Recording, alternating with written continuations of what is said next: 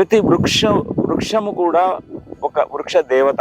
వృక్షాలన్నీ దేవుళ్ళే. మనుషులు ఎట్లా దేవుళ్ళు అవుతారో వాళ్ళు ధ్యానం చేసుకుని అవి సహజ సిద్ధంగానే దైవత్వ స్థితిలో, దివ్య స్థితిలో ఉంటాయి. ప్రతి వృక్షము కూడా అలాంటి ఒక ధ్యాన స్థితిలో ఉంటాయి. వాటి స్వభావంతో అవి ఉంటాయి. ఫర్ ఎగ్జాంపుల్, ఒక వేప చెట్టు తన స్వభావంతో తను ఉంటుంది. తన స్వభావం ఏంటంటే తను ఒక రోగ నిరోధక శక్తిని కలిగించే అలాంటి గుణాలని కలిగినటువంటి ఔషధాన్ని, అది ఆ రసాయనాల్ని, అది ఆ కెమికల్స్ ని రిలీజ్ చేస్తుంది ఆ వేప చెట్టు. అవే కాదు, ప్రతి వృక్షానికి ఒక వైబ్రేషన్ అనేది ఉంటుంది, ఒక ప్రకంపనాలు ఉంటాయి. సో అలానే మనం మారేడు చెట్టు కానీ, మన రావి చెట్టు కానీ చెప్పుకుంటే పోతే లక్షల చెట్లు ఉన్నాయి, లక్షల సంపద, లక్షల స్పీషీస్ ఆఫ్ ప్లాంట్స్.